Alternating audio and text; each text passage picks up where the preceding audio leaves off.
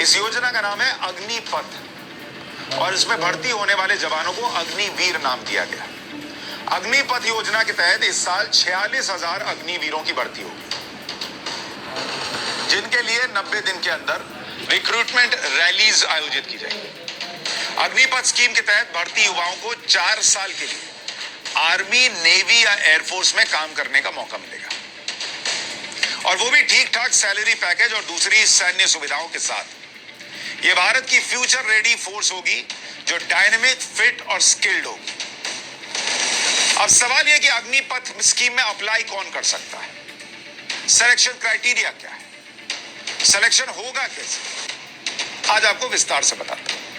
भर्ती के लिए आयु सीमा 17.5 साल से 21 साल है, मतलब इसी एज ग्रुप के लोग इसमें भर्ती होंगे, मतलब युवाओं के लिए।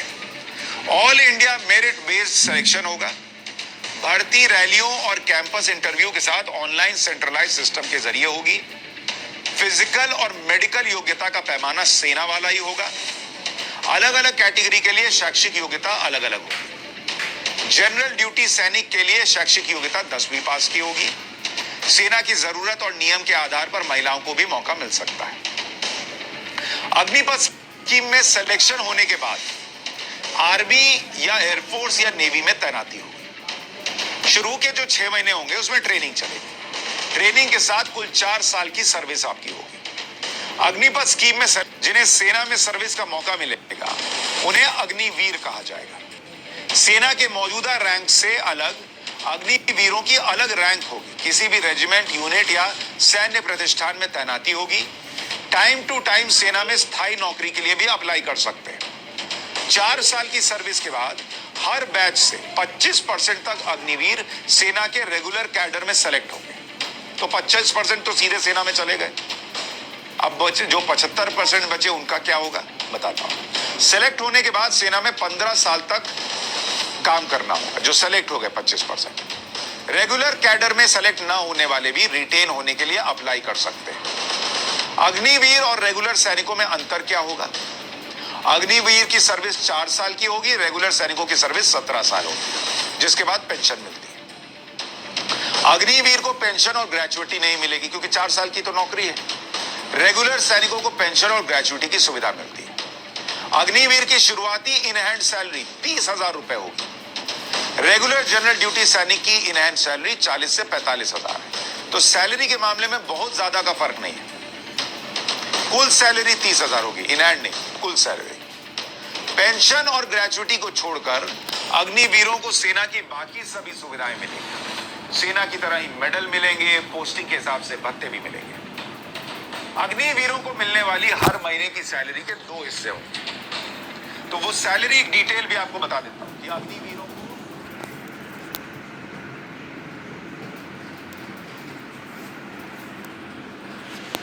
को ये सारा हिस्सा, तो इसको याद रखिएगा, ये सिर्फ अग्निवीरों के लिए, ठीक है।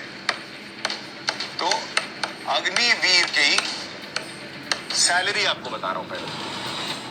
एक हिस्सा इसका होगा इन हैंड सैलरी, मतलब हाथ में कितना पैसा आएगा, हर महीने आपको कितना पैसा हाथ में आ जाएगा। जिस आप नौकरी कहीं भी करना चाहते हैं इन हैंड सैलरी होता है। और दूसरा जो होता है हिस्सा अग्निवीर कॉर्पस फंड होगा। कॉर्पस फंड, ये 4 साल की नौकरी जब आपकी कंप्लीट हो जाएगी तो ये फंड जो है 4 साल के बाद मिलेगा। एक मुश्त आपको पैसा मिल जाएगा 4 साल। पहले साल 30,000 रुपए महीने की सैलरी होगी। तो जो अगर आपकी 30,000 की सैलरी है, इसमें आपकी इन हैंड कितनी हो गई?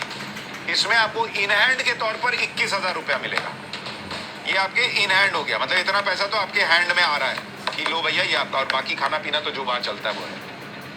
अग्निवीर कॉर्पस फंड में आपके 9,000 रुपए चले जाएंगे। ये सरकार जो है उसके पास रहेगी। और इसमें प्लस ये 9,000 तो आपके इस अग्निवीर कॉर्पस फंड में गई, सरकार भी अपना 9,000 रुपया डालेगी। तो एक तरीके से आप जोड़ने जाइए तो आपकी सैलरी जो है 21 + 9 + 9 39,000 के आसपास बैठेगी। लेकिन 9,000 आपका हिस्सा कट के चला गया, रखा गया, और 9,000 रुपया उसमें सरकार ऐड कर देगी, तो 18,000 रुपया आपका जमा हो गया, 21,000 रुपया आपको पहले साल हाथ में दे दिया गया।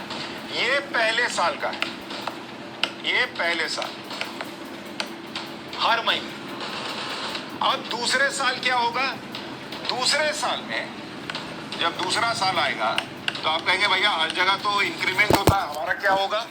तो दूसरे साल में आपकी सैलरी बढ़कर हो जाएगी 33,000 रुपया